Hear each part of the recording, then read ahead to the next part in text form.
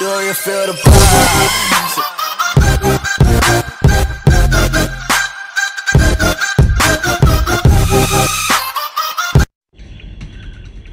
Dans une prison du centre de la Californie, la guerre est sur le point d'éclater. C'est une vraie poudrière, ça peut s'embraser d'un instant à l'autre.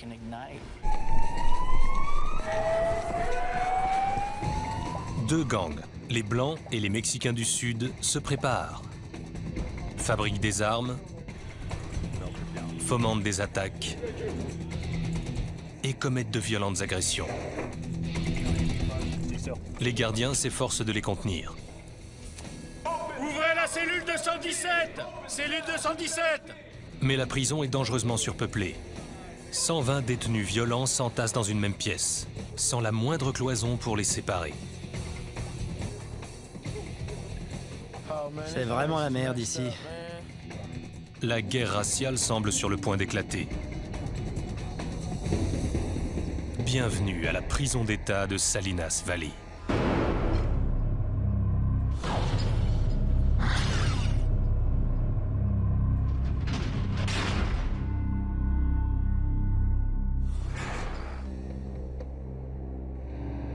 Voici l'une des prisons les plus dangereuses de Californie et l'une des cours les plus violentes de l'État.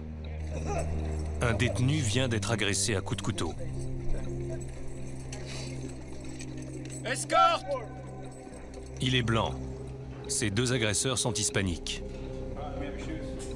Ils ont attendu le meilleur moment pour frapper. Avec peu de gardiens aux alentours, ils ont pu infliger un maximum de dégâts. La victime a été blessée à la poitrine, au dos et aux mains.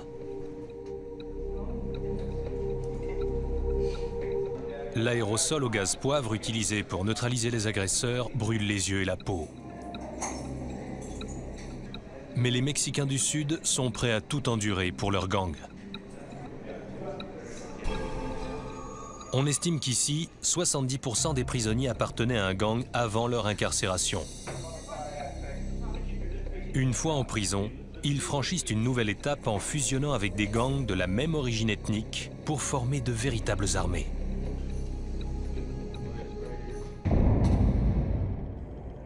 Les gangs sont connus pour leur violence. On compte ici près de 200 agressions par an. Celle d'aujourd'hui a eu lieu dans la cour C, le principal champ de bataille. Un endroit placé sous la surveillance du lieutenant Joseph Celaya. C'est une cour très violente. À un moment, c'était la plus violente de toute la Californie. La prison compte 4 cours, désignées par les lettres A, B, C et D. La plus violente est la cour C. Les bâtiments qui l'entourent abritent un mélange explosif de détenus de niveau 3 et 4, les deux niveaux de sécurité les plus élevés. Cette dangereuse configuration offre aux gangs les combattants dont ils ont besoin pour se faire la guerre. Depuis les généraux de niveau 4 qui mènent le jeu à partir de leur quartier cellulaire, jusqu'aux soldats de niveau 3 qui exécutent les ordres. Pour l'instant, généraux et soldats sont à terre. Quelques secondes après l'agression, les gardiens leur ont ordonné de se coucher. Ici, la violence fait partie du quotidien. Mais l'agression d'aujourd'hui est particulière. Regarde l'objectif. En s'attaquant à un blanc, les Mexicains du Sud ont enfreint les frontières ethniques. Il a une contusion ici. Tous les gardiens sont inquiets. Dans la plupart des cas, les violences se produisent au sein d'un même groupe ethnique ou d'un même gang. Cette fois-ci, la barrière raciale a été franchie, donc c'est toute la population carcérale qui est concernée. Avec cette agression, une guerre risque d'éclater entre les Blancs et les Mexicains du Sud. Au cours de la semaine passée, 6 armes ont été découvertes sur des détenus. Peut-être le signe qu'ils se préparent pour une bataille rangée. Est-ce que les Mexicains du Sud vont s'en prendre à tous les détenus blancs? Est-ce que les Blancs vont se venger sur tous les Mexicains du Sud? On ne sait pas. On ignore si ça va continuer ou si c'est un cas isolé. Les gardiens forment une barrière humaine entre les différents gangs. Les prisonniers se partagent en 5 groupes ethniques. les Mexicains du Sud, les Mexicains du Nord, les Blancs, les Noirs et les autres qui comprennent les Asiatiques et les Amérindiens.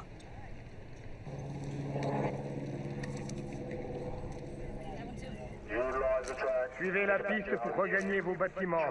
Ne traversez pas la pelouse.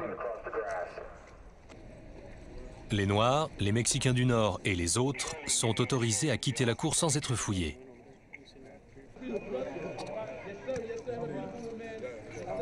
Mais les gardiens prennent les plus grandes précautions avec les deux gangs qui les inquiètent le plus, les Blancs et les Mexicains du Sud. Ils les fouillent l'un après l'autre, à la recherche d'une arme. Tourne-toi. Bouge pas. Les détenus cachent des couteaux, appelés pointes, dans le sol, leurs vêtements ou à l'intérieur même de leur corps. Tourne la tête de l'autre côté.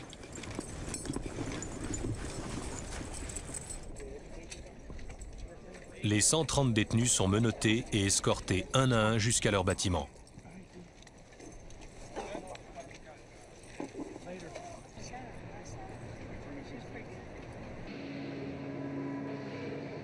Les plus dangereux, classés niveau 4, vivent dans les cellules du quartier C.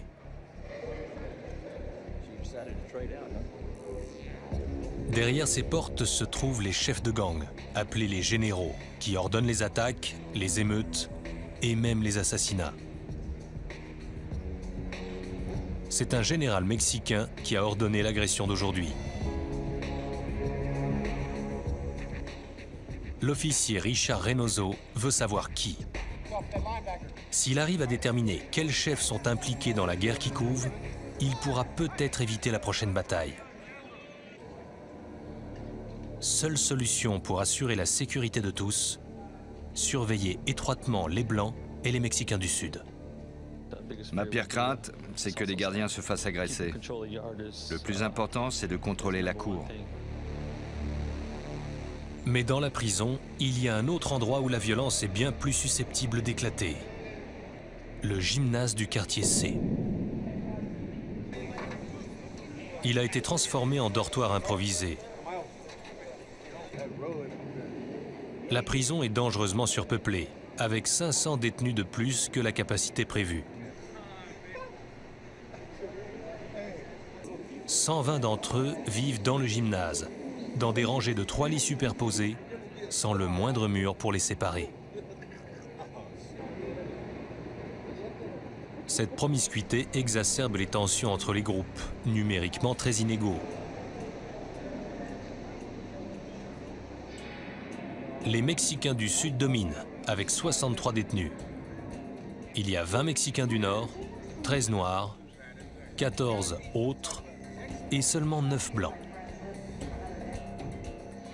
La seule chose qui les sépare, c'est leur appartenance à une race ou à un gang. Tout est une question de race. On fait en sorte de rester ensemble. Il peut arriver n'importe quoi, n'importe quand. Les détenus intègrent les gangs pour se protéger, cherchant la sécurité dans le nombre. Ils deviennent des soldats et font tout ce que les généraux leur demandent. Mais contrairement à leurs généraux, les soldats purgent de courtes peines, quelques mois ou quelques années. Tout acte de violence commis ici rallonge le temps passé derrière les barreaux. C'est la jungle. Il y a des règles insensées et vous devez les suivre. Travis Evanoff et John Berry ont survécu ces 6 derniers mois en s'intégrant au groupe des Blancs. Tous deux n'ont plus que quelques années à faire. Berry est là pour le hold-up d'une station-service, Evanoff pour attaque à main armée. S'ils peuvent éviter la guerre avec les Mexicains du Sud, ils devraient sortir à la date prévue. Mais ils doivent obéir aux règles de leur gang. Règle numéro 1, être prêt à se battre et à mourir pour le gang. Il ne s'agit pas seulement de vous protéger vous-même, mais de protéger les vôtres. Règle numéro 2, respecter chaque territoire. Le but est de savoir se déplacer.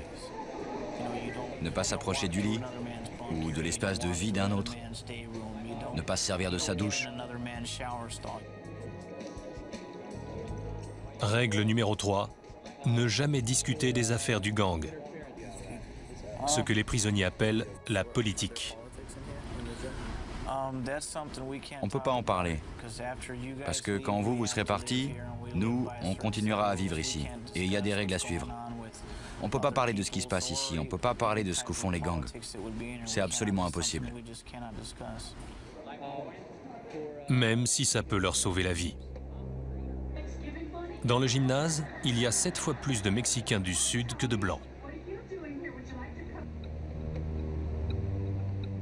C'est tout. Notre groupe se résume à ça.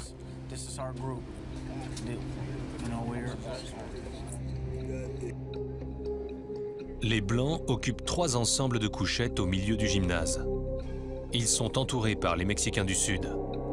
Les 3 autres groupes, les Mexicains du Nord, les Noirs et les autres, se trouvent de l'autre côté du gymnase. La plupart des détenus doivent traverser le territoire des Mexicains du Sud pour aller à la douche, regarder la télévision ou sortir dans la cour. Les Blancs sont pris au piège sur un champ de bataille où ils ne peuvent pas gagner. Et Berry et Ivanov soupçonnent leurs généraux de préparer des représailles pour venger l'agression. C'est une vraie poudrière. Ça peut s'embraser d'un instant à l'autre.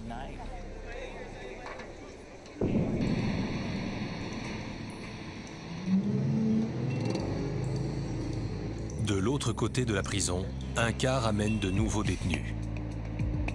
Lopez. Renteria. Sur les 10 hommes qui se trouvent à l'intérieur, tous sont de niveau 4, sauf un. Chris Brown, condamné pour violation de sa liberté conditionnelle, est classé niveau 3. C'est son second séjour en prison. Le premier était pour vol qualifié. Allez, déshabille-toi. Enlève tout. Un gardien demande à Brown de se dévêtir pour vérifier qu'il ne cache pas d'armes sur lui. Tourne-toi. Accroupis-toi, tous. Ou à l'intérieur de lui. Si un prisonnier a une arme dans le rectum, il ne peut pas s'accroupir et tousser sous peine de blessures internes. Brown vient d'avoir 21 ans. Il pense pouvoir supporter le séjour ici. Quand je serai dans la cour, je sais ce que je ferai. Je poserai quelques questions pour savoir comment la prison est dirigée. Il est plein d'assurance sur ce qu'il fera et ne fera pas. Personne ne peut vous dicter à qui parler et avec qui traîner, ça c'est sûr. Mais il est nouveau ici, et il ne sait pas ce qu'il attend. J'ai jamais entendu parler de cette prison, mais j'espère que ça ira. J'ai hâte d'avoir ma cellule et puis de me poser. Mais ce n'est pas dans une cellule qu'il va aller. Son nouveau foyer regroupe 120 détenus dangereux sur le point d'entrer en guerre.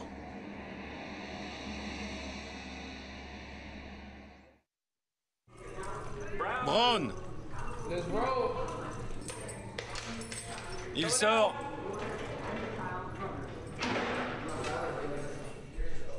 Deux gardiens l'escortent jusqu'au quartier C.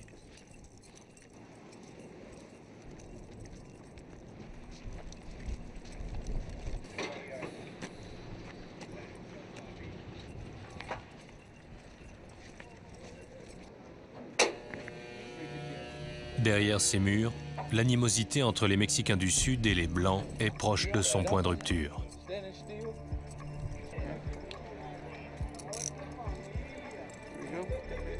Brown entre dans le gymnase transformé en dortoir.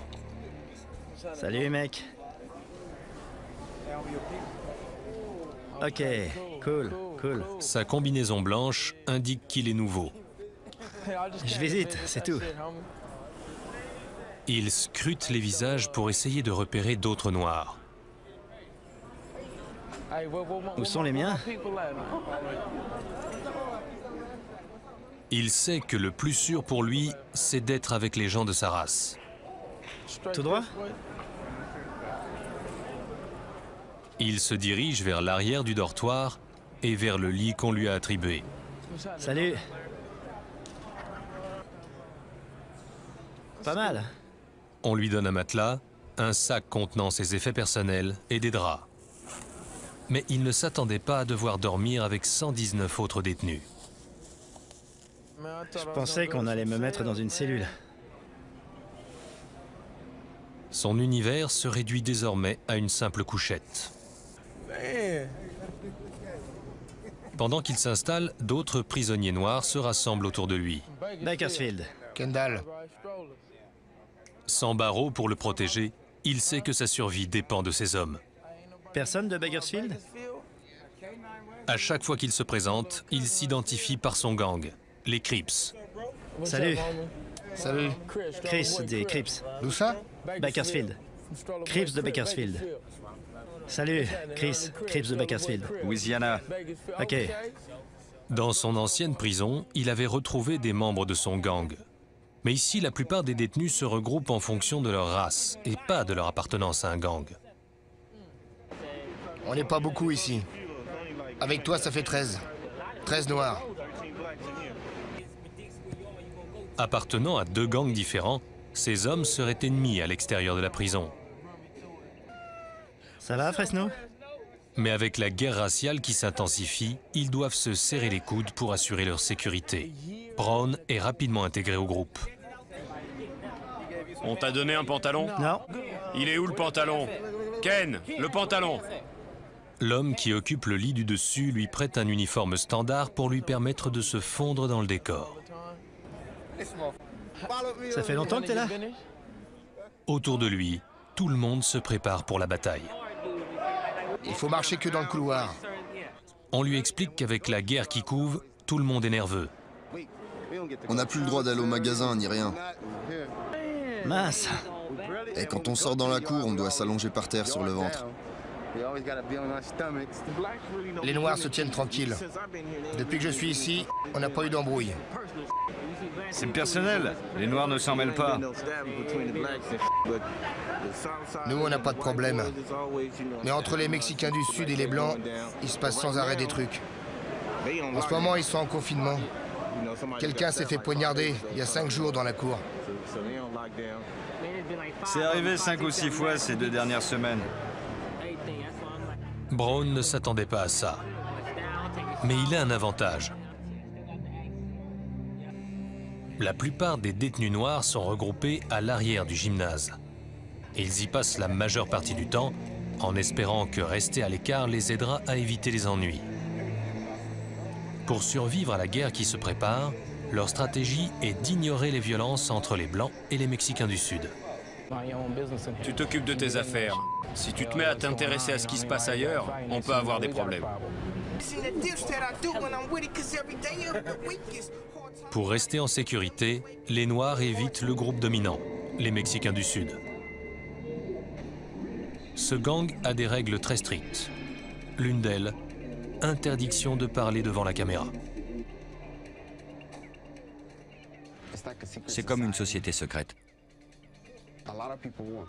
Beaucoup de gens refusent de parler, de peur des représailles physiques.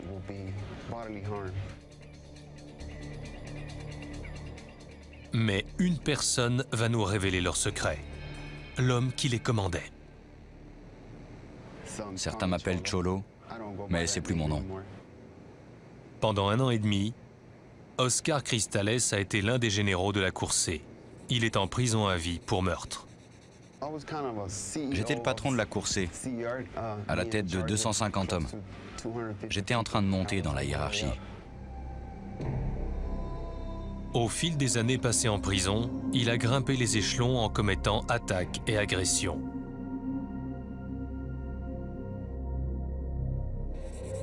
Mais quand ses chefs lui ont demandé de faire tuer son professeur de collège, il a refusé.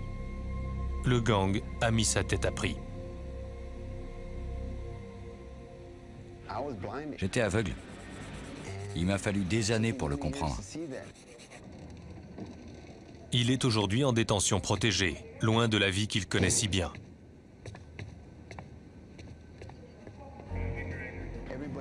Tout le monde devait se lever à une certaine heure, à 5h30. Il fallait pas rater le repas. S'il se passait quelque chose, vous étiez là. La course était dirigée comme un camp militaire. Quand le moment d'entrer en guerre arrivait, l'ordre provenait de son quartier cellulaire. Les généraux envoyaient des ordres au gymnase dans des cerfs-volants. Des bouts de papier qu'on cache un peu partout. Ces lettres étaient lues par la personne qui servait de relais à l'intérieur du gymnase. Il fallait avoir quelqu'un sur place qui recevait les ordres et les passait à tous les autres. Et les soldats devaient obéir. Si quelqu'un refusait, il se faisait poignarder. Cristales pense que les problèmes actuels viennent de ce que les Blancs ont enfreint les règles des Mexicains du Sud. Dans les cours où les Mexicains du Sud commandent, les Blancs doivent se plier à nos règles. Ils ont refusé de s'incliner devant les Mexicains du Sud. On a les gens, on a les armes. Il s'agit juste de montrer qui est le patron. Chris Brown ne connaît pas encore les règles des Mexicains du Sud. Mais il est vite devenu ami avec Philip Vaughn, surnommé Louisiana, condamné pour trafic de drogue. Ah, ce type me plaît. Ils échangent des plaisanteries. Alors à ce moment-là, il a dit « Mais pourquoi il a pris la Ferrari ?» Puis, Louisiana offre à Brown de lui montrer comment éviter le territoire des Mexicains du Sud. Ici, la ségrégation raciale règne. Les 5 premiers bureaux, 1, 2, 3, 4, 5, ce sont les nôtres. C'est les seuls dont on se sert. Les 5 premiers, c'est ceux-là les nôtres. Les autres par là, ils sont aux Mexicains du Sud et aux Blancs. Tu comprends? Brown pourrait se faire poignarder pour avoir utilisé les mauvaises toilettes. Là, c'est les lavabos pour se brosser les dents et se laver la figure. Pour couler un bronze, on utilise ces toilettes-là, toute cette rangée-là. Et pour pisser, c'est les 2 premières toilettes. En cas d'urgence, tu peux prendre celle-là. Ça, c'est les douches. La nôtre, c'est celle-là. L'autre, c'est pour les Mexicains du Sud et les Blancs. Si personne ne fait la queue, tu peux prendre celle du fond. La règle la plus importante, ne jamais traverser le secteur des Mexicains du Sud. Là, c'est notre table. Sinon, ils pourraient penser que Brown vient les attaquer. On ne passe pas directement par là. On fait un détour par ici.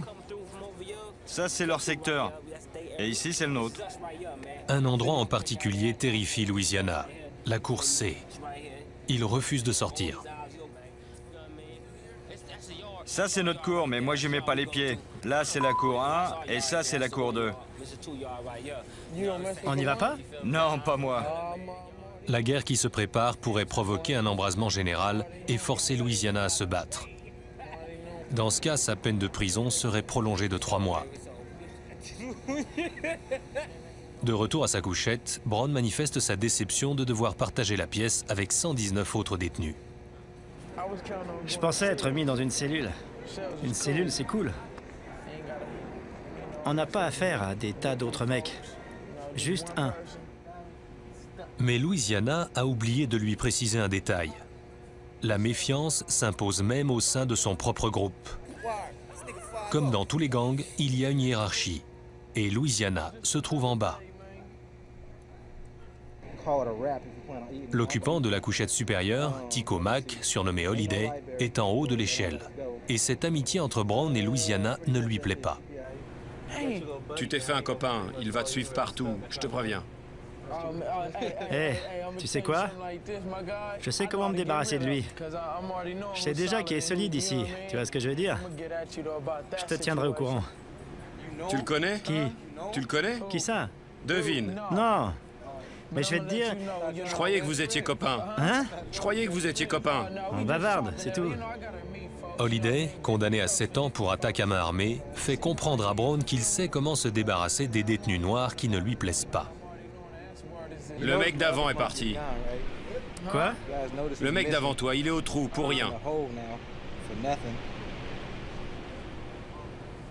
C'est vraiment la merde ici. Brown comprend enfin combien son nouveau foyer est dangereux. Et voilà. Ça va être mon univers jusqu'à ce que je sorte.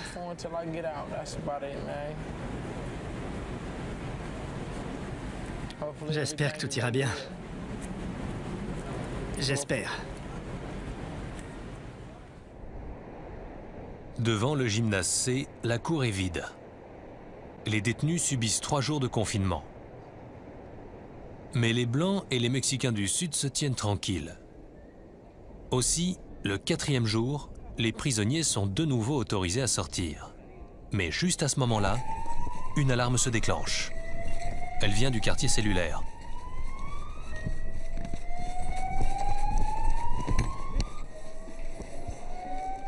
Tout là-bas!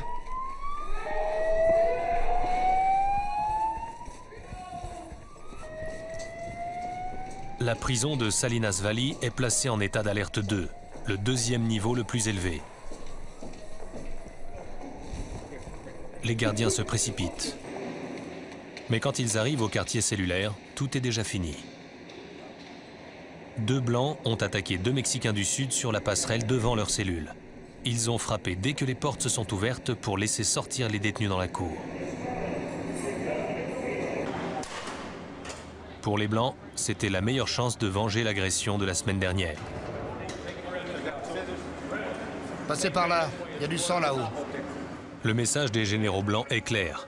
Ils frapperont à la moindre occasion. La prison de Salinas Valley va devoir faire face à une guerre raciale. Les gardiens savent désormais que les violences récentes survenues entre les 2 groupes étaient liées. Depuis quelques semaines, nous avons de gros problèmes avec ces 2 groupes de prisonniers, les Blancs et les Mexicains du Sud. Ça explique ce qui s'est passé aujourd'hui. Pour éviter les agressions, les gardiens mettent tout le quartier C en confinement. Les détenus doivent rester dans leur cellule ou sur leur couchette 22 heures par jour. Mais cela n'empêchera pas les 2 gangs de se battre. En fait, bien souvent, les gangs provoquent une mesure de confinement pour pouvoir planifier leur prochaine offensive. On se fait mettre en confinement quand on veut. On contrôle tout ce qui se passe dans la prison, sauf les portes. Enfermés dans leurs cellules, les Blancs et les Mexicains du Sud ont le temps de fabriquer des armes en transformant des objets courants en couteaux de fortune, des pointes. Et ils ont les moyens de communiquer leur plan de bataille. Si tout le monde est en confinement, ils payent des gens. Ils leur donnent de la drogue ou de l'argent pour transmettre leur message là où ils veulent. Tout ce que les soldats peuvent faire, c'est attendre les ordres. La prison, c'est à la fois ennuyeux et terrifiant. Ennuyeux parce qu'il ne se passe jamais rien, terrifiant parce que tout peut arriver. La situation inquiète Chris Brown. Il a du mal à s'adapter, mais accepte d'en parler uniquement hors de portée de voix de ses co-détenus. Quand je suis entré dans le gymnase, je pensais que tout allait bien se passer. Disons que ça allait être facile. Mais là, tout a changé. À cause du confinement, il doit rester sur sa couchette. Il ne la quitte que pour 3 repas et une douche par jour. La semaine a été horrible. On n'a fait que lire, dormir. Ça a été dur. Brown refuse de donner des précisions sur la guerre. S'il a appris une chose, c'est qu'il est strictement interdit de parler de politique. Ce qui se passe dans la cour reste dans la cour. Vous voyez? C'est comme ça ici. C'est ça la prison. Une leçon qu'il a apprise à ses dépens. Peu de temps après son arrivée, il a commis une terrible erreur. J'ai fait quelque chose que j'aurais pas dû faire. Je suis entré par accident dans le secteur des Mexicains du Sud. Je me suis fait remonter les bretelles. Les Noirs ont dû présenter leurs excuses aux Mexicains du Sud. Pour eux, qui essaient de faire profil bas, c'est un coup dur.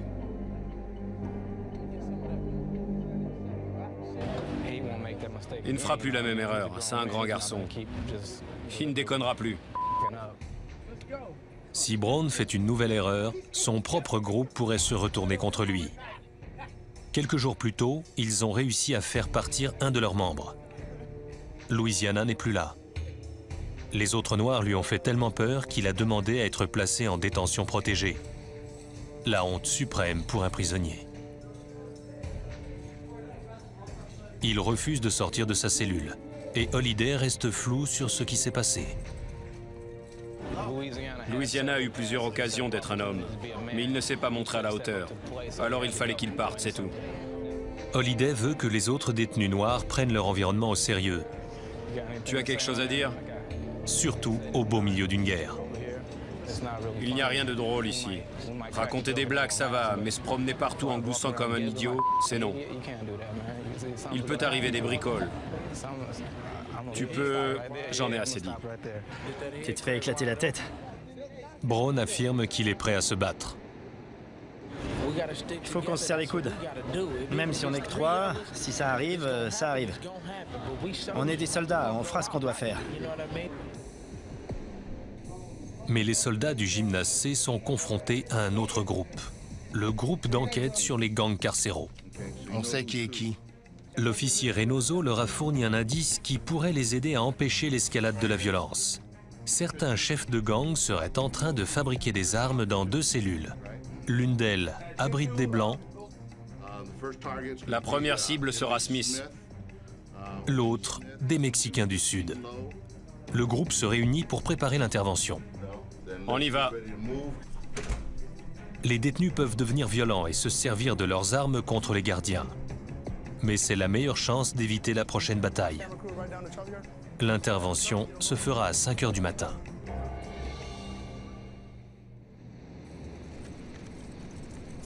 Avant l'aube, les membres de l'équipe se rassemblent devant le quartier C.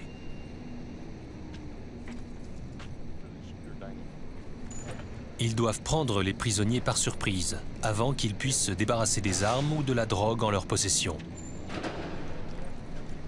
Ils pénètrent dans le quartier cellulaire des Mexicains du Sud. Le lit du haut. Mais les détenus les ont entendus arriver. Il tient la chasse d'eau. Go, go. Couchez. Les gardiens coupent l'arrivée d'eau Couchez. et pulvérisent du gaz poivre. Les prisonniers ne résistent pas longtemps. Ouvrez la cellule 217. Cellule 217. Reste ici. Avance. L'un après l'autre. T'as fouillé les 2 autres? L'officier Lisa Zorikak examine les toilettes où les détenus tentaient de faire disparaître quelque chose. Il pourrait s'agir d'ordres écrits, d'armes ou de drogue. Il n'y a qu'une façon de le savoir. Ça a l'air d'être entouré de ficelles ou de papier blanc. Je ne sais pas exactement ce que c'est. On dirait que c'est dur, comme du métal. Ouais, c'est ça. Une arme, enveloppée dans du papier. Elle a été aiguisée contre le mur de la cellule, comme en témoignent ces traces. On peut blesser quelqu'un avec ça et même le tuer. Et ce n'est pas tout.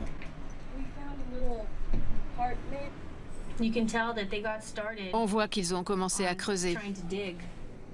Les Mexicains du Sud ont creusé un trou pour y cacher des armes ou de la drogue. Mais ils n'ont pas eu le temps de le reboucher avec une pâte faite de savon. Prochaine cellule, celle des Blancs. Maintenant. Fais-le maintenant. L'équipe prend Wayne Smith et son compagnon de cellule totalement par surprise. Ils ne tentent même pas de résister. Les officiers Stacy Henley et Paul Rivera procèdent à une fouille approfondie.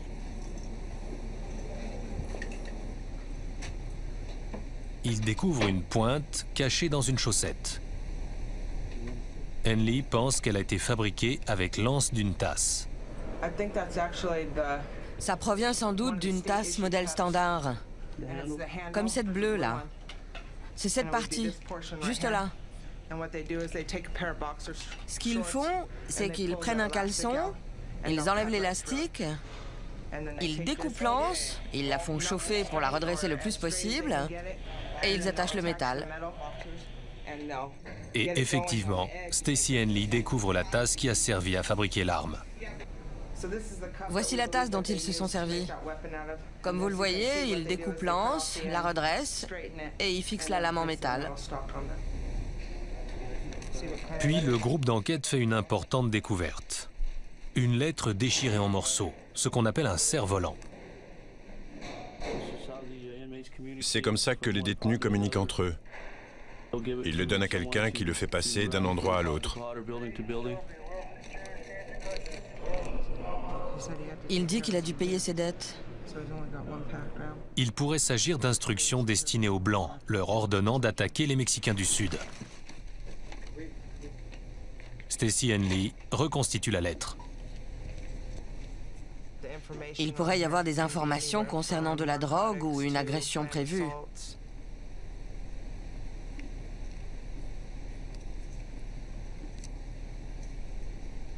Henley découvre que la note a été envoyée à l'occupant de la cellule, Wayne Smith, par un autre prisonnier. Je suis en plein dilemme. Cet outil me serait utile parce que je l'ai déjà promis à Kenny. L'auteur promet de la drogue à Wayne Smith en échange d'une arme. Cela pourrait vouloir dire que d'autres Blancs sont armés. Et Smith, un membre haut placé du gang, refuse de dire qui. J'ai rien à dire là-dessus. Smith a été condamné à 200 ans de prison pour 8 vols à main armée.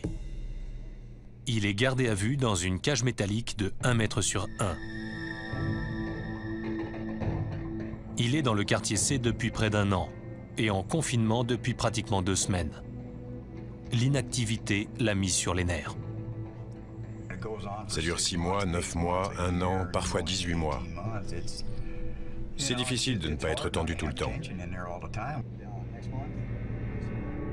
Les soldats ont entendu parler du raid dans les cellules et savent qu'il pourrait déjà y avoir des armes dans le gymnase.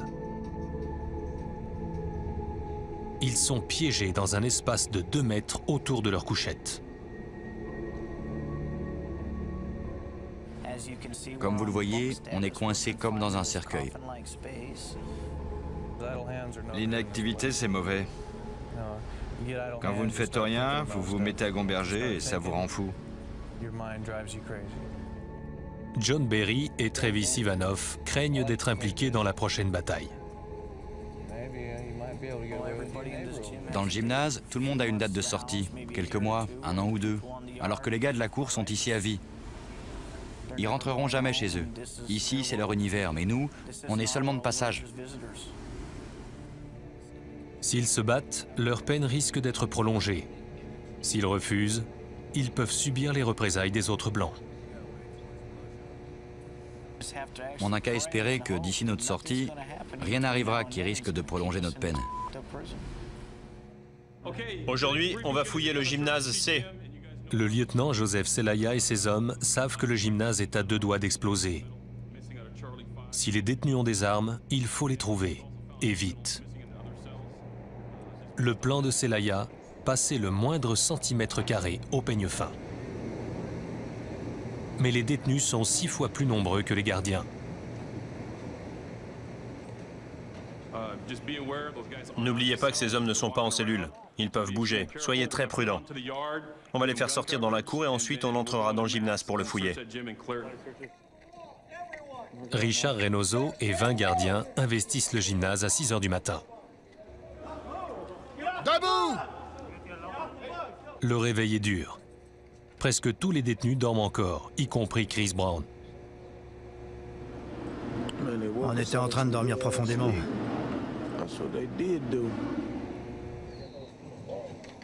Dehors, on ordonne aux prisonniers de se déshabiller. Les gardiens inspectent chaque vêtement, surtout la ceinture, un endroit courant pour cacher des pointes. Puis, ils leur passent un détecteur sur le ventre et les fesses pour vérifier la présence d'armes dans le rectum.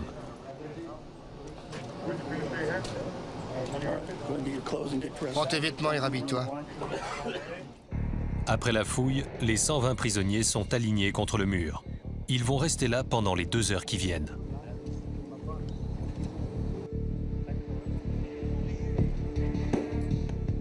Il y a eu des attaques au couteau, des bagarres. Certains ont demandé à être placés en détention protégée et nous ont donné des informations sur les endroits où sont cachées les armes. C'est pour ça qu'on fouille le gymnase. L'opération porte ses fruits.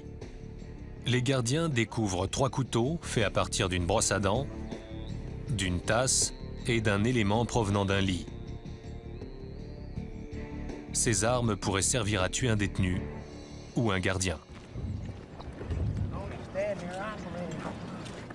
Le secteur de Chris Brown a été vérifié. Mais alors qu'il rentre dans le gymnase, un gardien remarque quelque chose de bizarre dans sa tenue et le rappelle. Brown! Brown, reviens ici!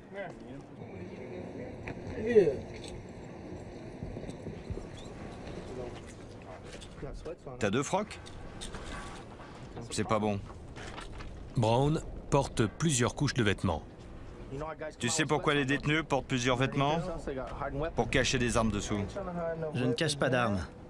Pourtant, on dirait bien. C'est ce que vous pensez.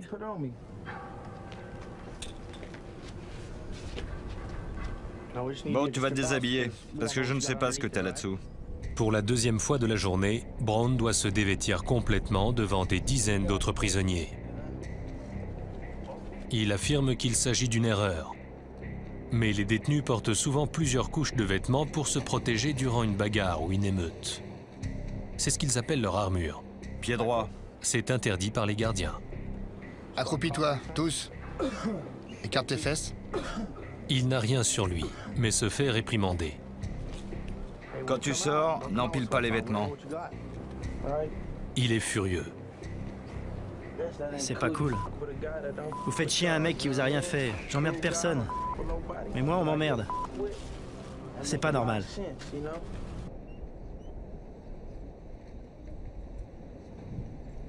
De retour sur sa couchette, Brown revient sur l'incident. Il pense que le gardien lui a manqué de respect. L'insulte ultime pour un détenu. Ce qui s'est passé dehors, un type m'a fait enlever toutes mes fringues. Alors qu'on l'avait déjà fait. D'autres détenus se rassemblent pour écouter Brown raconter son histoire et menacer de se venger. Et ça, tu veux voir ça? C'est ça que tu veux voir? À Folsom, mais il se serait fait éclater la tête. Je l'aurais fait payer. Ils prennent son parti et essaient de le calmer. Réfléchis. Prends la bonne décision. Il faut que tu aies un plan, une stratégie. Pour éviter la guerre entre les Blancs et les Mexicains du Sud, les Noirs doivent empêcher Brown de devenir violent. Chris est dingue. Il faut qu'il fasse attention. C'est une prison ici. Enfin, ils arrivent à le calmer. L'initiation de Brown est terminée.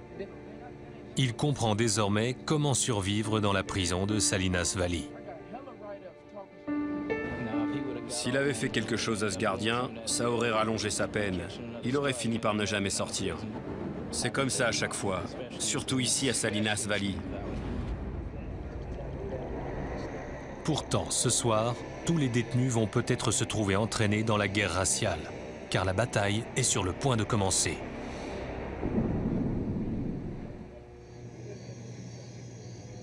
La nuit tombe sur la prison. Tout semble normal dans le gymnase.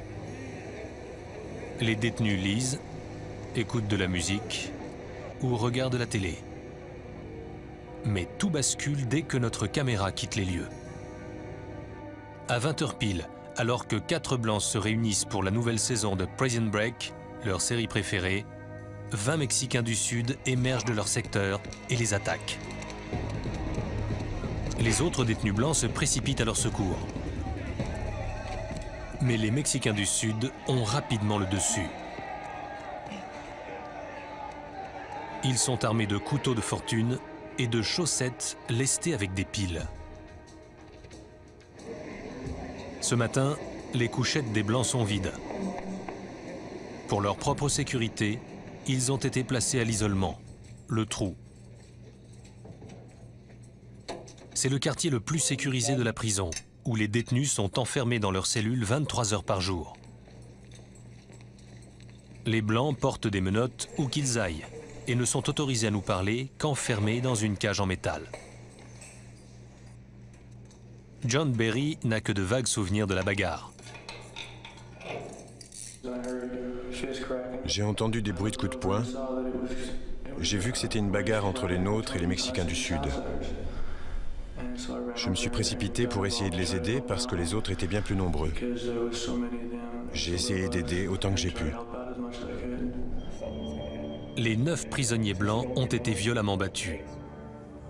J'ai un œil au beurre noir, des bosses sur le crâne, et j'ai été poignardé 2 fois dans le dos. Mes côtes ont empêché la lame de pénétrer dans le poumon. On m'a frappé à la tête avec quelque chose, je ne sais pas quoi. Je suis tombé et je me suis réveillé à l'hôpital.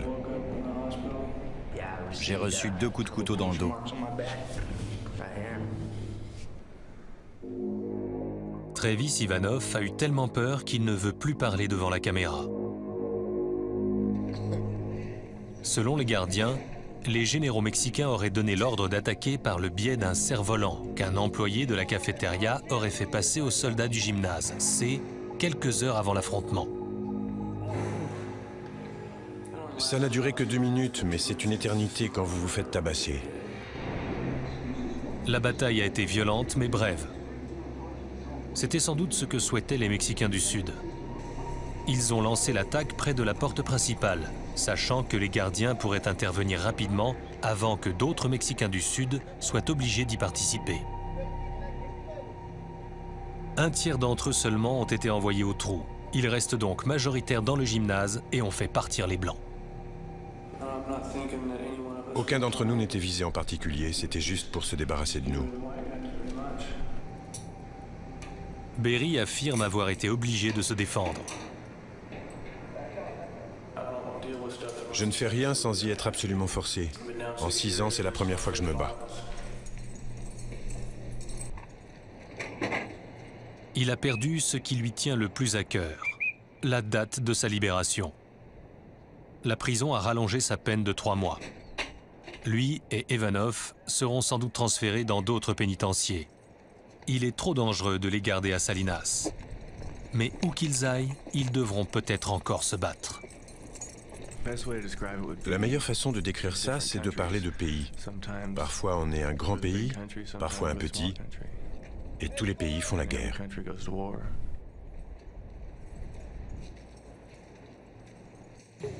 Dans le gymnase, la stratégie du profil bas adoptée par les Noirs a été payante.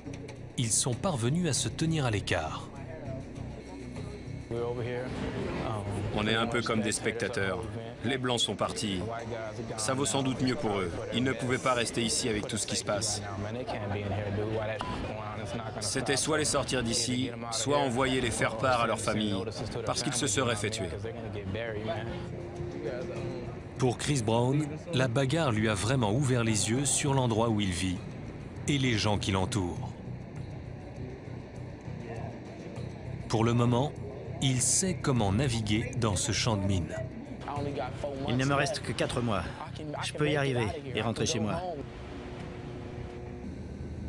La bataille a montré aux gardiens que la guerre ne fait que commencer. Les généraux sont prêts à lever des armées entières. Dans cette poudrière surpeuplée, l'étincelle s'est transformée en flamme. Tout ce que peuvent faire les gardiens, c'est essayer de contenir la violence.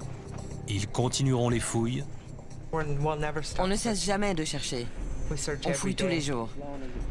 On ne s'arrête jamais. Les généraux continueront de dresser des plans. Comment ça va finir? Je sais pas. Mais les Blancs vont pas baisser les bras. Et les Mexicains du Sud vont continuer à s'en prendre à eux. C'est que le début. Et les soldats continueront de se battre. C'est comme une guerre. Il y a un général qui commande les troupes. C'est comme ça que ça marche. Parce que dans la zone de guerre qu'est la prison de Salinas Valley, la violence ne cessera jamais.